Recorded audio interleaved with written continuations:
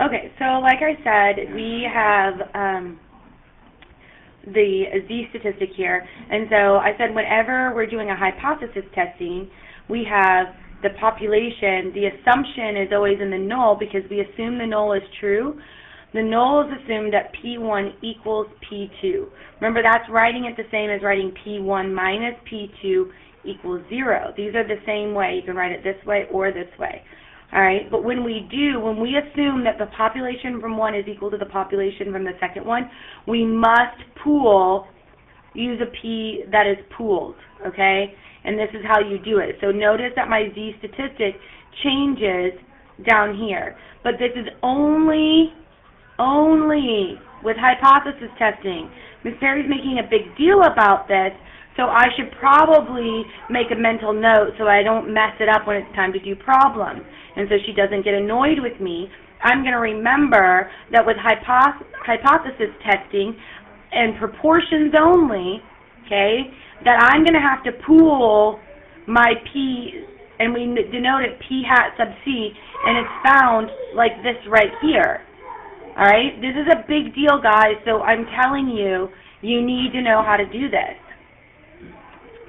So moving on, two sample Z tests for the difference between proportions. If the following conditions are met, we can proceed to Z testing. Okay, again, both populations are random or from a randomized experiment. You're going to check the normal conditions just like you did for confidence intervals, but for both populations using your P hat, okay, because we don't have a proportion from the population. We're just going to assume, okay. So this is important too because before, when we did one sample, we put our P naught, assumed our P naught to be, but we don't have a P naught assumed at a certain value. All right, so you need to pay attention here that in this one we're using P hat. All right, when we did it in 8.1 and 8.2, we used the population times 1 minus the P. Okay. So that's no longer what we're doing here, and we have to use the proportion we got from our sample. We don't have a population value, but we're going to assume that the population is the same as the sample. Notice that both of them are independent, and you have to check this 10% condition rule for both of them. This is where it changes because now in my normal I'm using P hat, which in chapters 8 and chapters 9 I use just a normal P.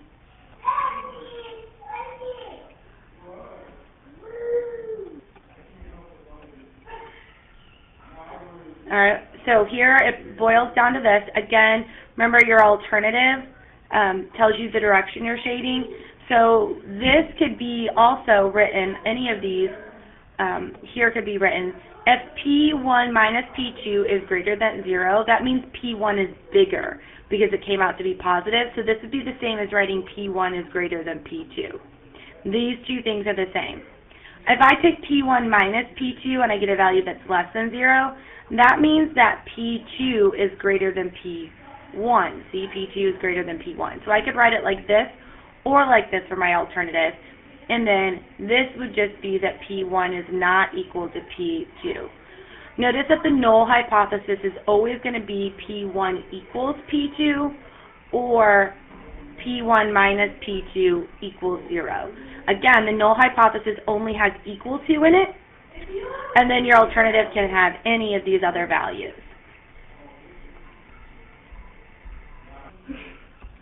All right, so notice that these are your alternatives. Either one, these both mean the same thing, just like these two mean the same thing and these two mean the same thing.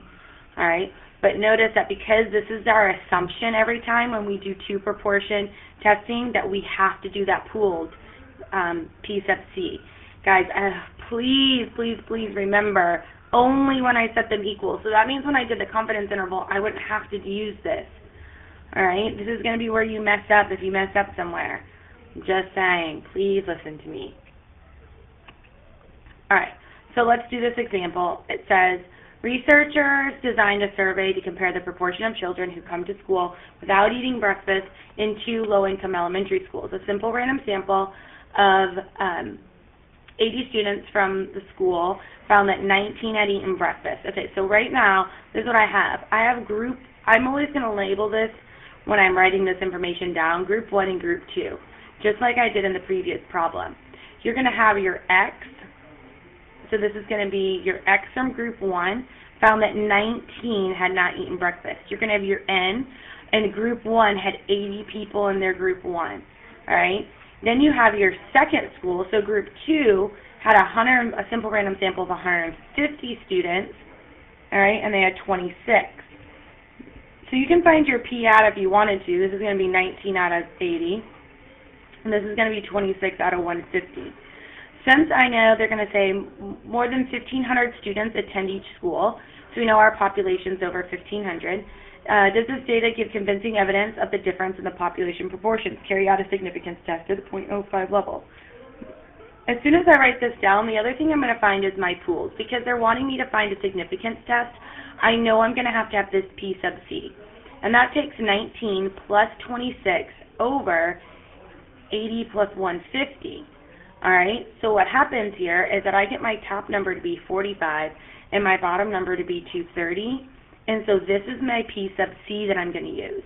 And you can just leave it in this fraction and your calculator will reduce it for you. Okay, so now I have everything I need in order to complete the test. And it's in organized so that I don't get confused. So this is X from group 1, N from group 1, P at, and so forth. And we're going to pause it there and we'll pick it up in the next video.